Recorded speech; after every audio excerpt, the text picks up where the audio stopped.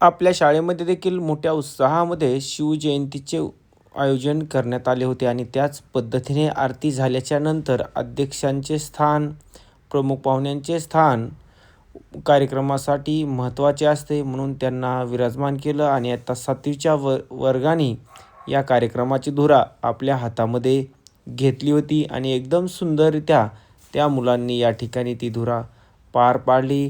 त्याचबरोबर त्यांचं डेकोरेशन असेल, सर्व काही गोष्टी या 7वीच्या मुलांकडून झाल्या आणि यानंतर विद्यार्थ्यांच्या भाषणाला सुरुवात झाली. आज मी तुम्हाला शिवजयंतीनिमित्त जे काही 2-3 वाक्य सांगत आहे ते तुम्ही शांत चित्र ऐकावे अशी माझी नम्र विनंती.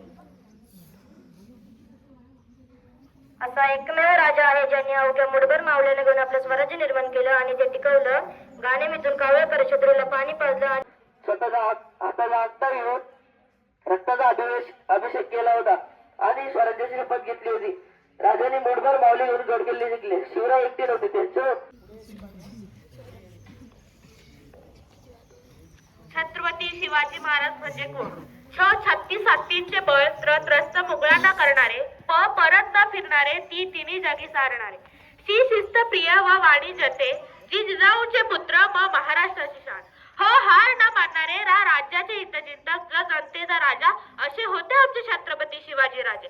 आदरणीय उपस्थित मान्यवर, गुरुजन वर्ग आणि माझ्या प्रिय मित्र मैत्रिणींनो, आज आपण फक्त एका राजाची जयंती साजरी करण्यासाठी नाही जमलो, तर आपण साजरे करण्यासाठी जमलेलो एक स्वाभिमानाचा जन्म. पाहुणे छत्रपती तेज झुकल्या सर्वांच्या मुद्रा, पाहुणे छत्रपती तेज झुकल्या सर्वांच्या मुद्रा, जन्मदिनी राजे तुम्हाला माझा मानाचा मुद्रा, जन्मदिनी राजे तुम्हाला माझा मानाचा मुद्रा. 19 फेब्रुवारी 1630 शिवनेरी किल्ल्यावर आई जिजाऊ व वडील शहाजी राजे भोसले यांच्या पोटी जन्म आले राजे छत्रपती शिवाजी महाराज. आपण 16व्या वर्षी आपल्या हातात मोबाईल असतो. अरे माझ्या छत्रपती राजाने अवघ्या 16 वर्षी स्वराज्य तोरण बांधले. आई बाबांनी पुढे आपल्या हाताचा अंगठा कापून रक्ताचे अभिषेक केले आणि आई बाबांनी पुढे शपथ घेतली. मूठभर मावळ्यांना घेऊन गड किल्ले जिंकले. छत्रपती शिवाजी महाराजांनी अनेक कार्य केली. रायगडवर भगवा फडकवला. स्वराज्याचा सिंहासनावर बसला.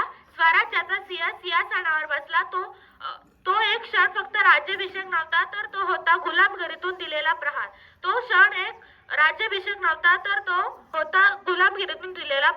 शाहिस्ती खानाची बोटे कापली. विजापूर आणि दिल्लीच्या राजांना आपले पुढे